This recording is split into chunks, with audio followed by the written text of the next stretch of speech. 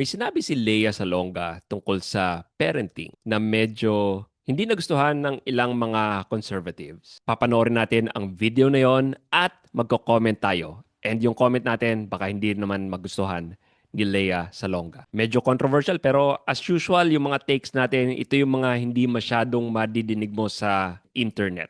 Kaya stick around until the end para madinig mo ang controversial take na ito. Okay, panoorin muna natin kung ano yung sinabi ni Leia. Then, let's comment about it.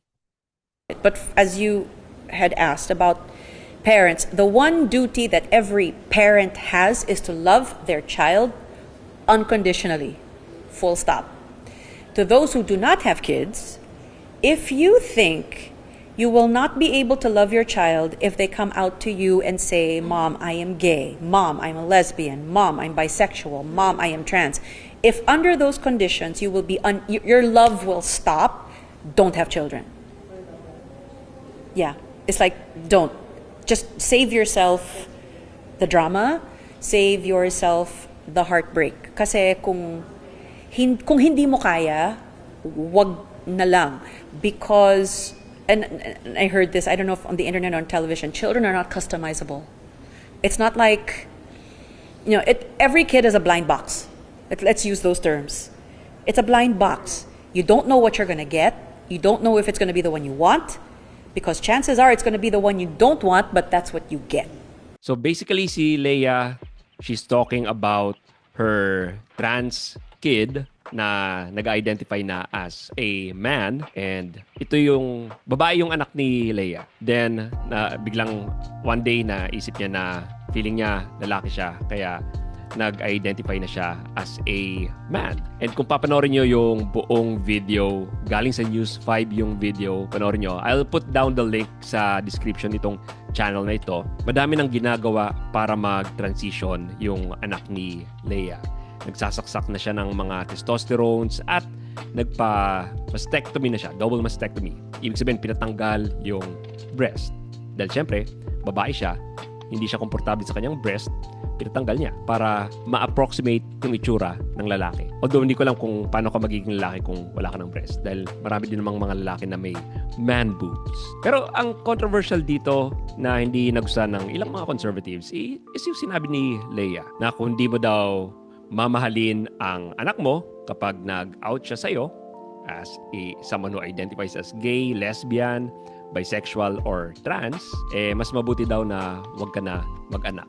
Itong sinabi ni Leia na to, actually, in a way, tama naman ito eh. And kahit hindi sa sexuality, kung hindi mo mamahalin ang anak mo, tama lang naman na wag kang mag-anak. Halimbawa, biglang naging drug addict yung anak mo. Tapos kung hindi mo mamahalin yung anak mong drug addict, wag na lang, di ba? So in a way, agree ako kay Leia on this one.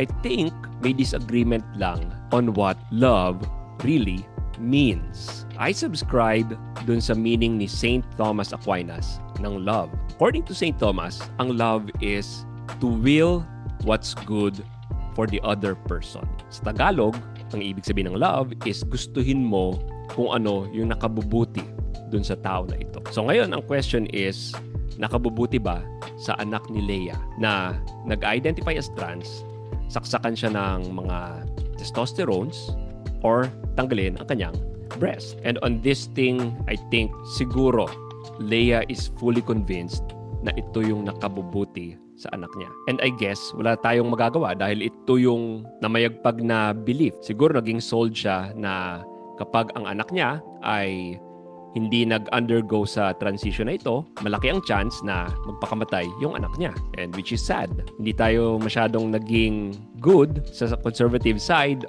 on disseminating the information na hindi totoo yan. Maraming research na lumabas na ang isang trans person, even though nag-undergo na siya sa quote-unquote transition, nagsa-self-harm pa rin. Ang recent na pinakasikat is yung tinatawag na Cass Review sa UK, conducted by Hilary Cass. So, i-search niyo yun. Pero, even so, I think kung malaman man ni Leia ito yung controversial na part. Pero bago ko sabihin yung controversial na part, I would like to invite you guys na mag-subscribe naman sa channel na ito dahil marami tayong pag-uusapan ng mga trending news at mga controversial news na bibigyan natin ng mga nuance na take. Kaya please hit that subscribe button and pakilike nyo rin ang video na ito and hit that notification bell. Also, ilagay nyo sa comments kung ano yung mga masasabi nyo sa issue na ito. So ito na yung tingin kong controversial. I think si Leia as a parent doesn't have a choice. Because if it turns out that pushing her kid to adopt the trans ideology is harmful, if it turns out na harmful yung pag-double mastectomy, and if it turns out na harmful yung pagsaksak ng testosterone, which it is, dahil may mga studies din that says na testosterone on a woman hindi maganda sa kanilang heart. Tumataas ang rate ng atake sa puso sa mga babae. If it turns out na harmful ito, what would that say about her parenting? Kaya ito yung dilemma ng ilang mga parents who supported their kids who identify as trans. Hindi nila matake na sinuportahan nila itong maling desisyon na ito. At kung parent ka who would like to navigate on this issue, I would suggest this book by Dr. Miriam Grossman. Ang title ng aklat is Lost in Trans Nation. And matutulungan ka ng aklat na ito on how to talk to your child about these things, especially kung may push to transition at kung yung school pa mismo yung nagpo-push na mag-transition. Another book that I would recommend is Male, Female, Other by Jason Evert.